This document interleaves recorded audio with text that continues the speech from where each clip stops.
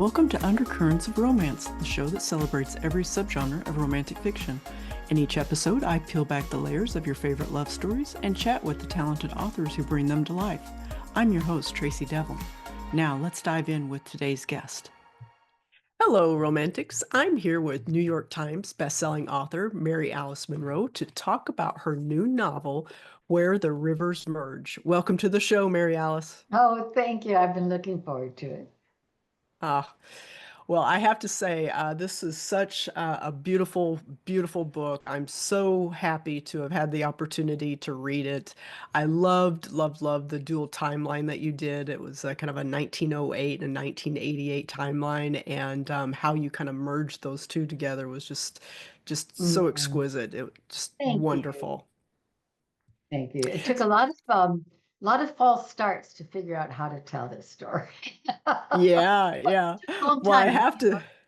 4 years, and that doesn't usually take that long, but I didn't know how to tell it. So I tried Yeah. this and I tried that. So it's music to my ears that you liked the way I settled on it. Well, that was 4 years of hard-earned labor, but it turned out amazing. So kudos to you for that. My fun question to you to get us started here Okay. is, do you think that 1988 is historical fiction? No, personally, I'm a woman of a certain age, and it's like almost offensive to I think. know, I I mean, but know. my birth year would be positively ancient history. So, no. But I'll give you the to my mind, it isn't. But Yeah. 1908, that's historical fiction. Yeah, yeah, absolutely, absolutely. I know I hear folks talk about 1980s music as being classic music, which I just refuse to call it classic music. Well, the Vietnam, I wondered how long it would take for the Vietnam War to be considered fiction, historical fiction. And obviously now it is, Yeah, because exactly. what was the name? The women, not the women. Oh, Kristen Hanna's new book. Oh, I'm Kristen, blinking. yes. Yeah, it was something like that. Something had the word women in it. Oh, darn. Women. I think it was the women, but I it think was it about the was, yeah. Vietnam War. Yeah, it was. Yeah. And so the Vietnam War and historical fiction. All righty. Well, why don't you just get us started and tell us a little bit about yourself and your writing journey. Well, I have been writing for 30 some years. Well, I'm one of those people, some of us, and I'll have to ask you too, whether you were a writer who came to it from childhood or whether you came to it as later in your life. And I fall into the childhood category. I never did not tell stories. I'm one of 10 kids, and I always had to help as the eldest, put the kids to sleep for naps in bed. And I made up Ah, stories. ah, And nice. so it's always been part of my life, but I didn't publish my first book till I was 40. I did nonfiction writing. And it took, to be honest, I was timid. To write nonfiction is a very different exposure of your underbelly than writing fiction, because you put yourself and your heart and your attitude and personality and everything. It's all part of a Mhm. novel. An author is part of her story.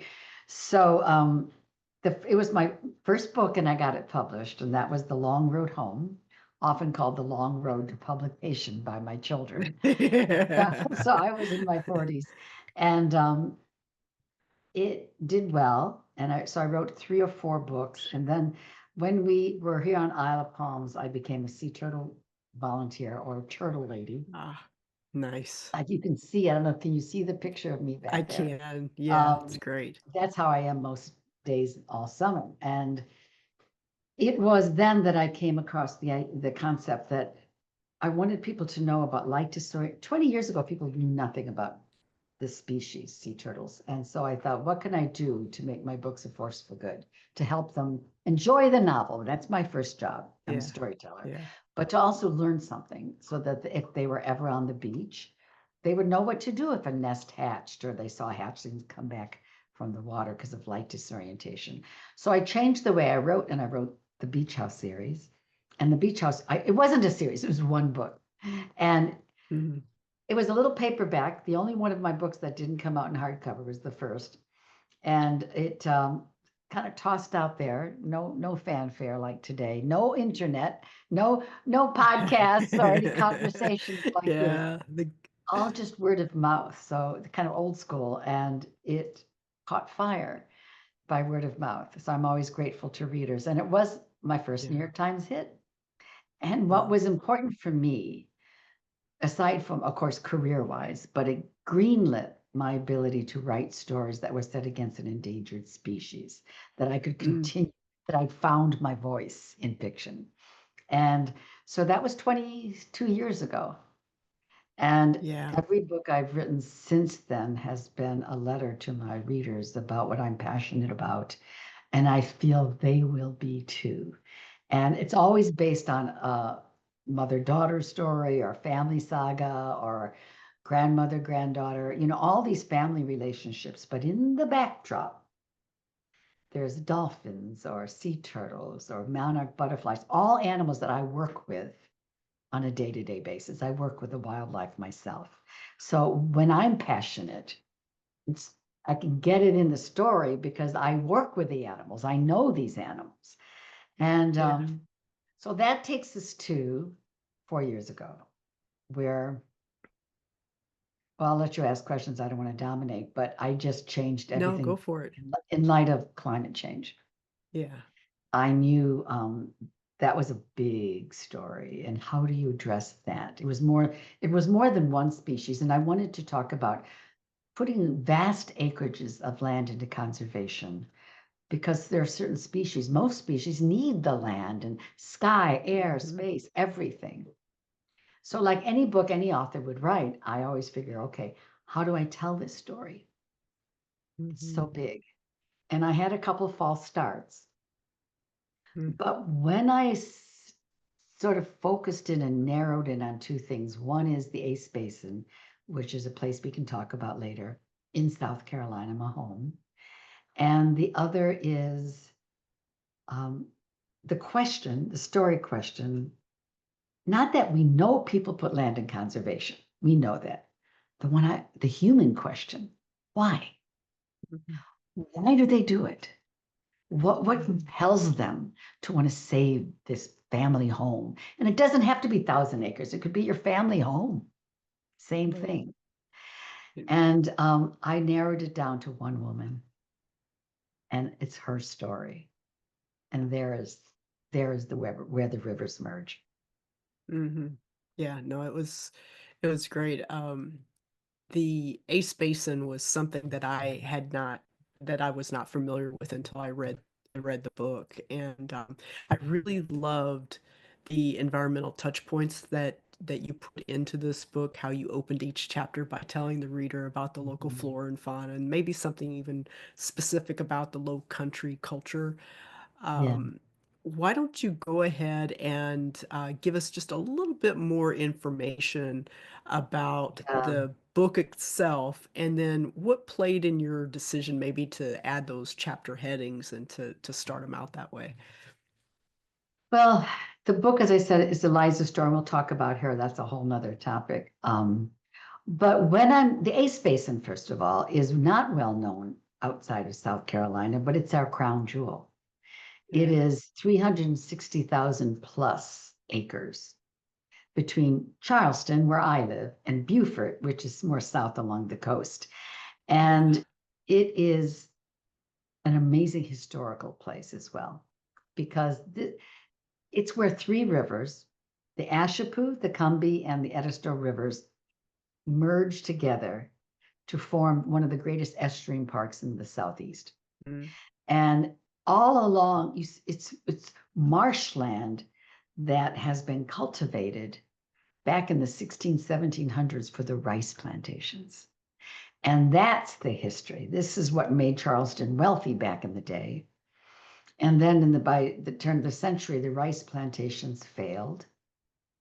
There's a lot of reasons you'll learn about in the book, but they fell apart. So when Yeah. 1900, when my story takes place, all that history is done.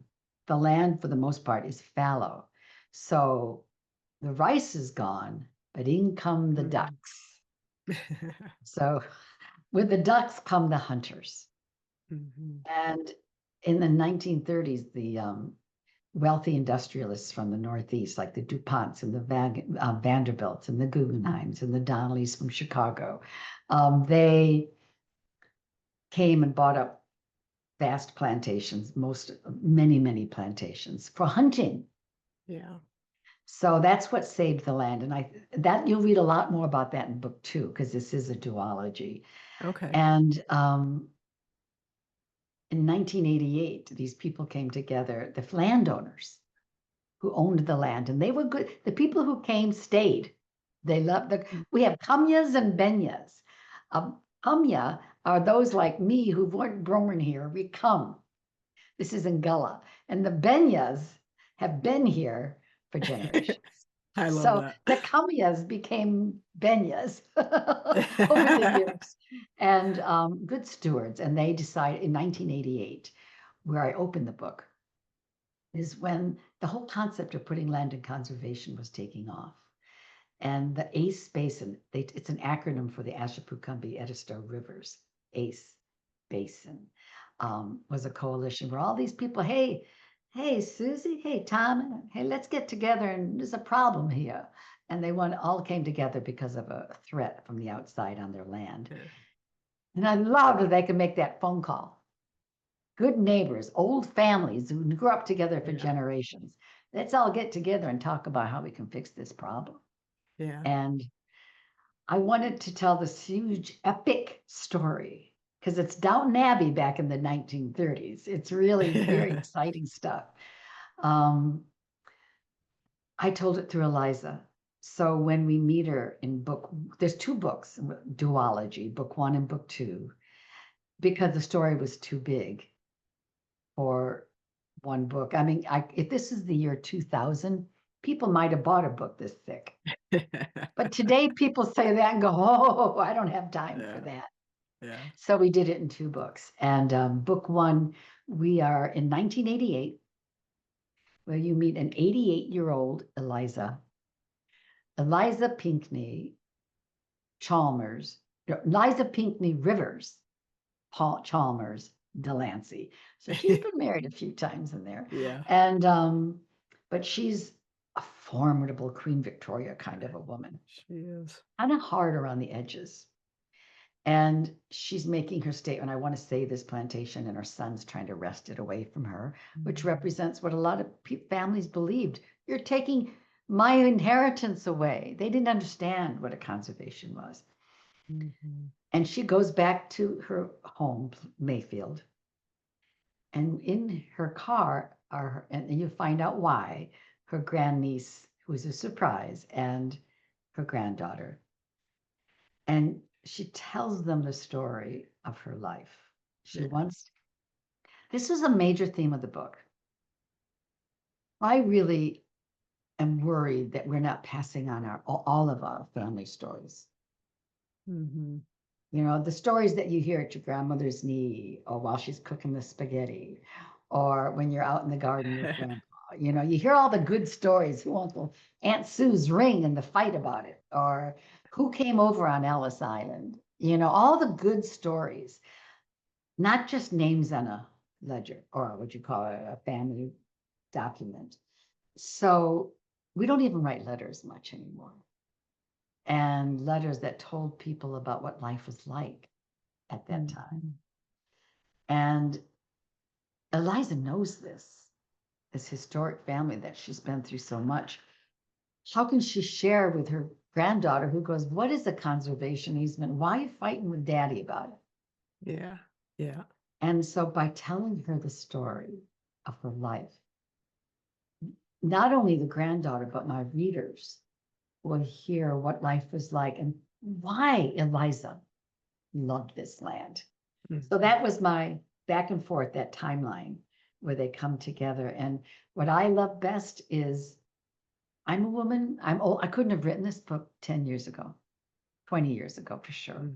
Because the only benefit of getting older, and I might look younger than I really am, The only benefit of getting older is wisdom, Yeah. to go back and connect the dots Yeah. and see that some of those decisions you made really did flow in a pattern to get you where you are. And while she's telling these stories to the girls, Eliza's connecting the dots.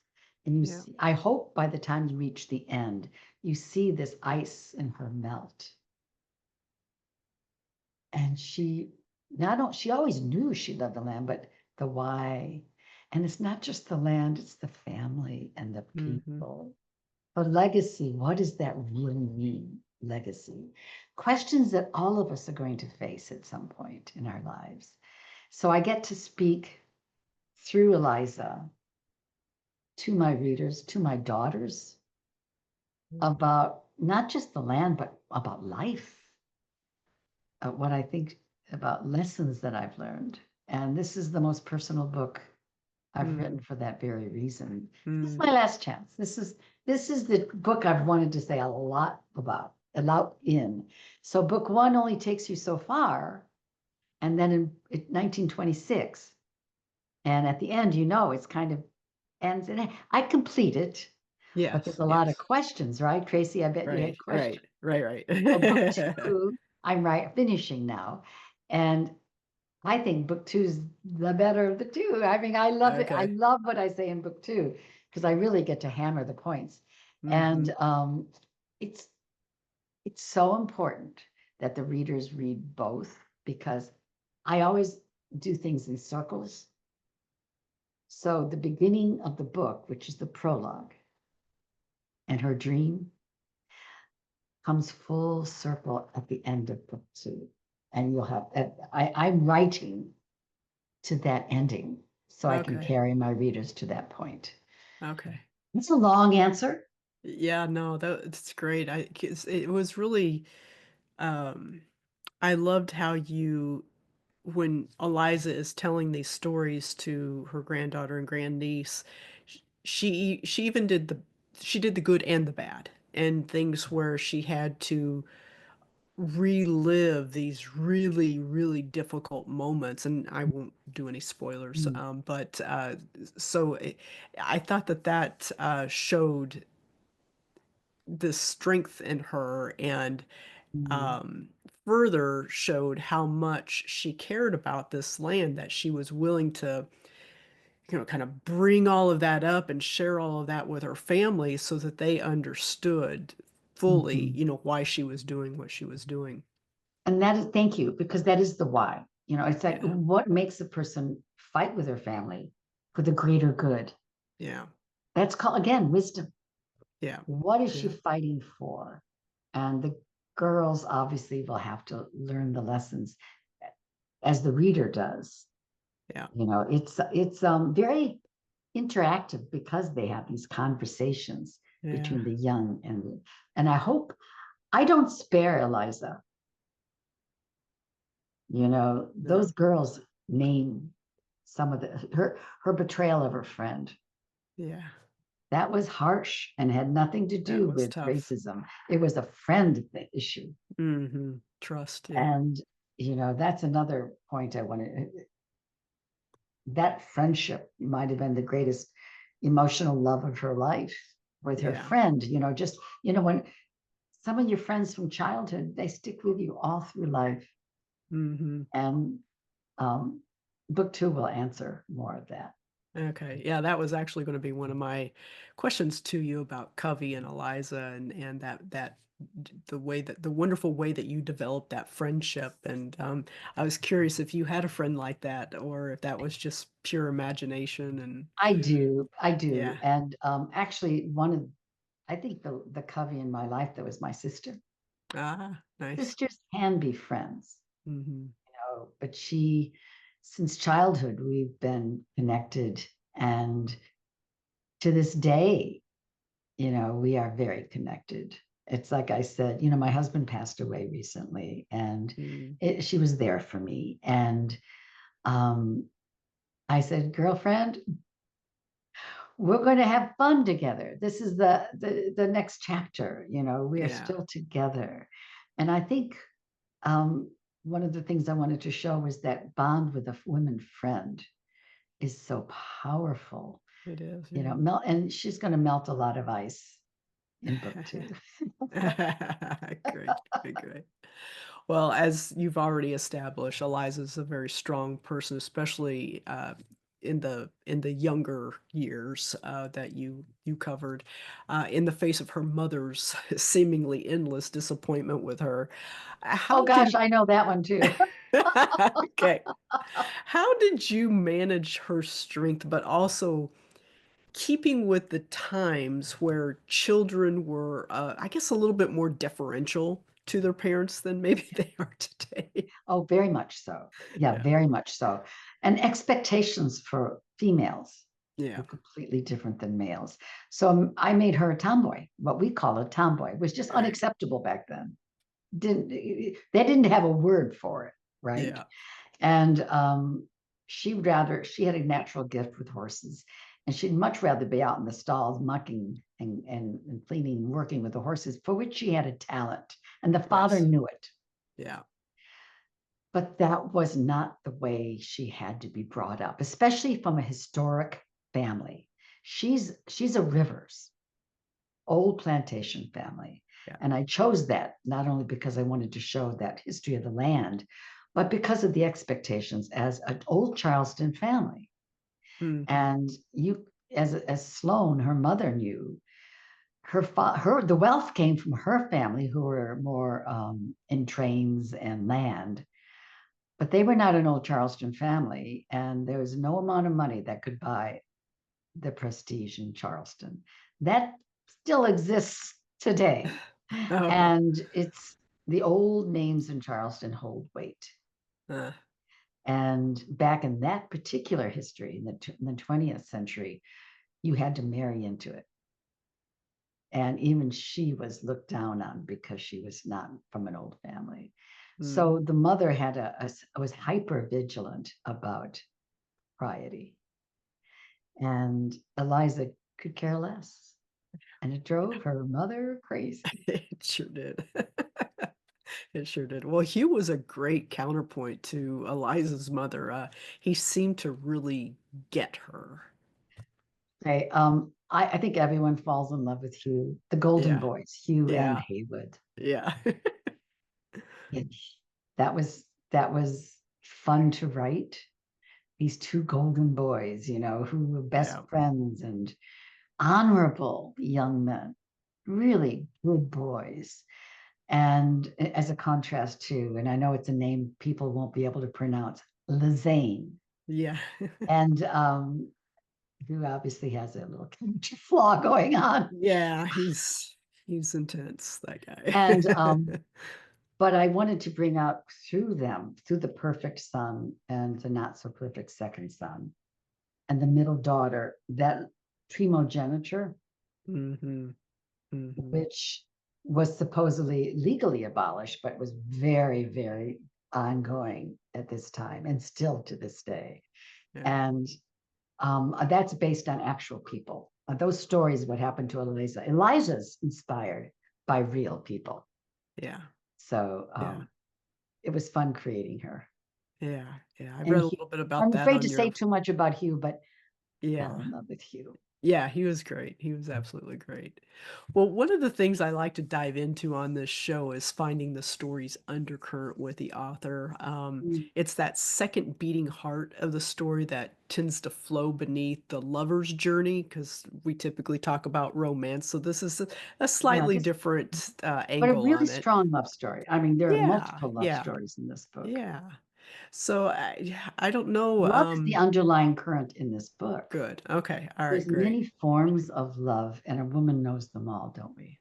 Yes, absolutely. And yeah, the love of between a mother and daughter, which is they had that relationship Mhm. between best friends, a woman's best friends.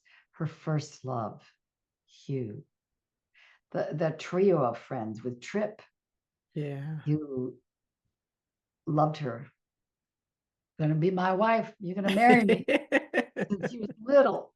That how that relationship evolves Mhm. is really interesting Yeah. and will come to fruition in book two. Um, her love of her horse, Yeah. passion. So, And her tree, her my hollowed out God, the tree. Yeah, tree, I of course, the oh my gosh. mean My daughter painted, when you open the book, you see the tree on the frontispiece. Yeah. My daughter painted that. Oh my gosh, is that Yes, right? and you can't see it because it's too small, but you see Oh, the hollow. And I would yeah, just I'll love be to have her darned. someday paint a big tree with a hollow and three little kids' faces sticking out. Yeah, no, I'm But trying to the see. love, but you Yeah. can love, I think in book two, I have a line and I'll give you a clue because she has a couple more husbands coming up. And her granddaughter says, Granny, you were a lemon picker. She goes, who was not a lemon picker? I loved everyone and everything in my life fiercely, Yeah, whether it was the tree or the horse or my best friend Cubby or yeah, each husband. I there's a reason why she had to leave, but she loved them fiercely, no apologies. She loved. And I think that's what love is. Love is action, isn't it? yeah, And she loved fiercely. yeah, yeah, absolutely.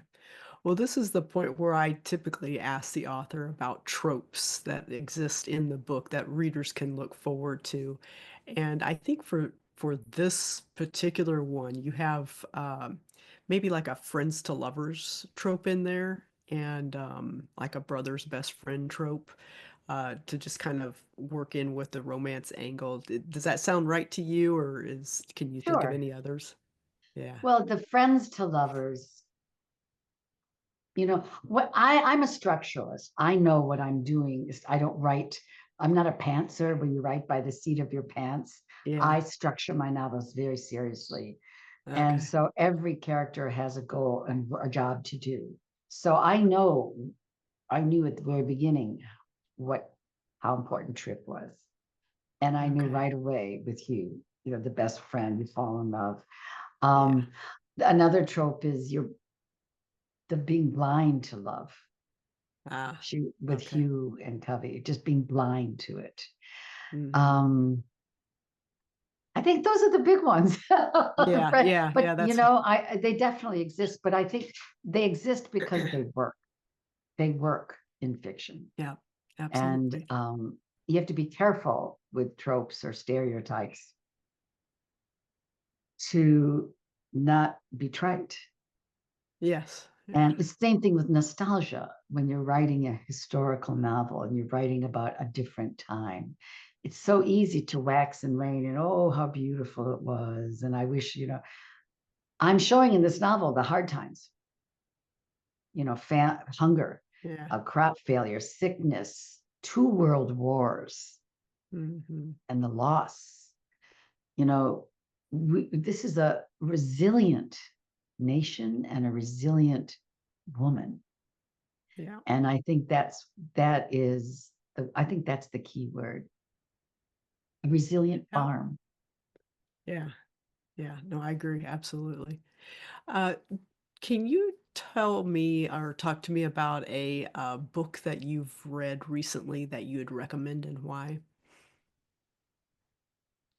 Oh, I'm a big reader. I have a couple. I have an audiobook and a book. The book, honestly, I love her. She's a friend, but you don't always, you hope you love your friend's books, and I do. Patty Callahan Henry wrote The Ah, Story She Left Behind. Loved it. Okay, so historical okay. fiction and starts in Bluffton, South Carolina, ends up in the Lake Country of England. Great book, The Story She Left Behind.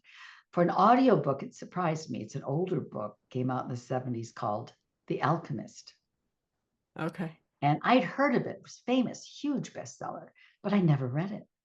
So Okay. my daughter recommended it. She said it changed her life. And okay. So I Oh, listened wow. to it because I love audiobooks. Oh, I do too. Yeah.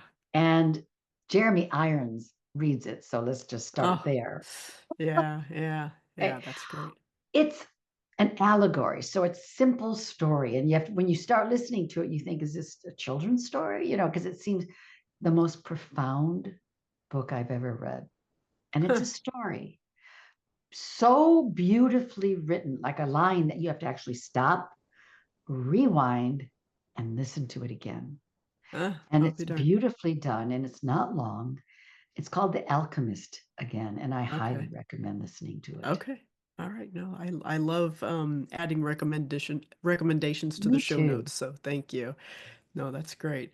And then just kind of a fun question here, just to wrap us up a little bit, going behind the scenes. What is your favorite thing to do when you finish a book? How do you celebrate? How do you treat yourself? Okay, of course, champagne. I have a Okay, champagne. a little I bubbly. have a bottle chilling right now. I'm Okay. on book tour now for Where the Rivers Merge. Yeah. But the second book is The River's End. Okay. And I'm pouring my heart out, girls. I really am. And I have to take a break because I'm going on a, if you're in my area, go to my website, look to where I am. But it's a big book tour. And then I'm going to come back and finish. Okay. I write, I don't know about you, Tracy. I write very fast the first draft. Yeah, And no, then, I don't, but that then then yeah. 20 drafts later, it's finished. Okay. I like to get that, what I call the heart out. Yeah. And I get that. But when I get that first draft, or as Anne Lamott calls it, the first shitty draft, Shitty draft. Yeah. because it's not good enough to publish. You think it's It's great, but bad. it's Yeah. not good. It's where, oh my God, I finished. That's the hard part. And Hmm. then the rest is craft. That's when you pull out your tool belt and you really got to Fine know the tuning. tools Yeah. and you fix it. But Yeah. then I have that champagne. How about you? What do you do? I think I don't do anything spectacular. I don't have bubbly. My husband and I might go out and do a little, nice dinner or something like that. But I'm Try the woefully bubbly. bad at celebrating the end of. It's funny because I just finished a book a couple of weeks ago, and the day after I finished it, we were on a plane to Arizona to the Grand Canyon, Sedona area. So I call that my treat to myself. But we That's a had that. pretty, okay, well, That that was keeps the just bottle great bubbly. timing. Yeah, that was just great timing because we Well, had that I that wish I trip could booked say months I ago. wish I could say I was going on a trip to the Grand Canyon. But Yeah. I think this, after I finish this book and this book tour, I'm going to take a bit of a rest. I think I'll just, walk a lot, think, gather myself, because you leave Yeah. your characters behind. Oh gosh, yeah. Leaving Eliza is going to be very hard. I Yeah. mean, I just, yeah, this book in particular will be hard to say goodbye to the people. They Hmm. play in your mind. You can't write anything else because those characters are still sitting across the table from you.